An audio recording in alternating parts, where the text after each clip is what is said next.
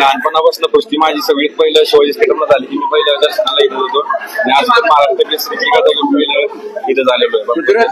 कशी तयारी कशी केली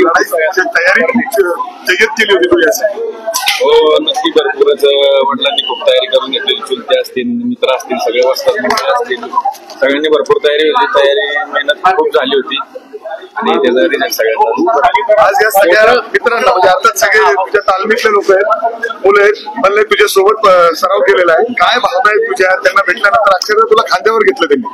हो नक्कीच सगळे आनंदित आहेत. आनंदाचा दिवस सगळ्यांसाठी आणि आज सगळ्यांचं म्हणजे माझ्या सगळ्या प्रेम करणाऱ्यांचं सगळ्यांचं आणि पुणे जिल्ह्याचं आमच्या तालुक्याचं आणि आमच्या गावाचं आज सगळ्यांचं स्वप्न पूर्ण झालं त्यामुळे खूप आनंदाची अर्थात जर आपण बघितलं तर त्या ठिकाणी जे घडलं ते काय कसं पाहतात पंचांचा निर्णय त्याबद्दल मी काय बोलू शकत नाही कारण का मी एक खेळाडू आहे आणि मी माझं काम पूर्ण करून तिथं दाखवलेलं आहे. त्यांचा प्रश्न येतो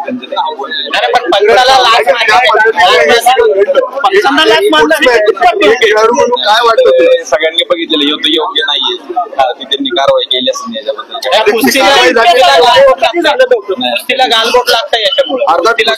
सगळ्या आतापर्यंत कधीच असं घडलेलं नाही. महाराष्ट्र केसरीला अशा पद्धतीने होत आहे.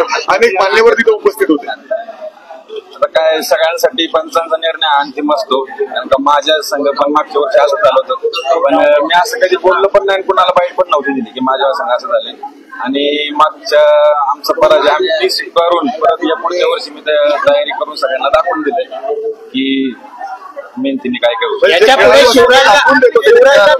शिवराजला भेटून ही नाराजी दूर करणार का त्यांची? शिवराजला भेटून हो नक्कीच सगळे मोठे पैलवान आहेत माझ्यापेक्षा सगळ्यात लहान मी त्यांच्यापेक्षा. नाही भेटणार का सगळ्यांना? हो नक्की भेटणार. मोठे असून देखील जे प्रकार घडला म्हणजे त्याच्याबद्दल तुला काय वाटतं? म्हणजे अर्थात तू जसं सांगतोयस की गेल्या वेळेस तुझ्यावर सुद्धा अन्याय झाला मात्र तू खेळ दाखवून दिला याला.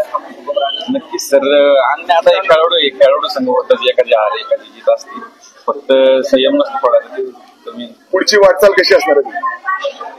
पुढची वाटचाल सर उद्यापासून आता चालू नाही हिंद केसरी व्हायचं भारत केसरी व्हायचं आपल्या जिल्ह्याचं नाव आपल्या तालुक्याचं नाव मोठं करायचं आपल्या तालमीचं नाव मोठं. आई वडिलांना काय भावना होती? आई वडिलांना खूप आनंद आताच आईच्या नगरवर डायरेक्ट बाप्पाच्या दर्शनाला आला तर डायरेक्ट मम्मीलाच भेटायला जायचं. तिसऱ्या पंचांचा जो निर्णय झाला सगळं झालं बोलणं झालं व्हिडिओ कॉल बोलणं झालं सगळे माझ्या तिकडे वाट बघतात ते बाप्पांचं दर्शन पहिलं घेऊन.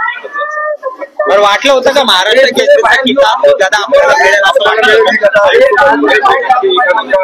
भरपूर मेहनत केली होती वडिलांनी खूप मेहनत करून घेतली होती गोष्टी केल्या वडिलांनी सांगितलं त्यांनी सांगितलं गोष्टी केल्या. काय मागितलं बाप्पांच्या सर निघालाच मागितलं बाप्पांची इच्छा. पवारांचं म्हणणं आहे की ते नाराजी त्यांनी व्यक्त केलेली आहे खरं तर तिसऱ्या पंचांचा निर्णय घेणं अपेक्षित होतं मात्र कुस्तीचा निकाल द्यायला काय केला असं त्यांनी म्हणलं आहे ना तर पंचांचं कारण का मी तर काय बोलू शकत नाही सर. मी एक खेळाडू आहे आणि जो कुठल्याही पंचांनी जो निकाल देतो मान्य करावा. पण शिवराजचं असं म्हणणं आहे की त्याची पाठ टेकलेलीच नव्हती तरी सुद्धा तुम्हाला विजय घोषित केला. नाही ना सर असं काय नव्हतं. मी कारण का डाव माझा डायरेक्ट ओढला होता तिथनं डाव बघून सगळ्या पंचांनी रिझल्ट दिला. शिवराजने लाच मारली कितपत योग्य तर हे योग्य तर नाहीये पण ह्याच्यावर आता पंचाचा निर्णय घेतला. पण आता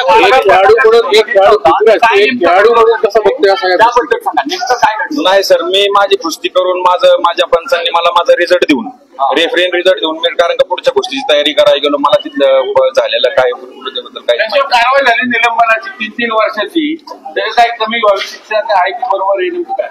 ह्याच्याबद्दल काहीच नाही होतं. कुस्तीकरी संघाचा हा त्यांचा नेम आहे नियमाच्या ह्याच्यात आपण तर काय बोलू शकतो. त्याला आव्हान देणार आहेत ठरवून माझ्या पैलवानांना डावललं जातं हे राजकारण कुस्तीत घुसलंय ते बरोबर नाही.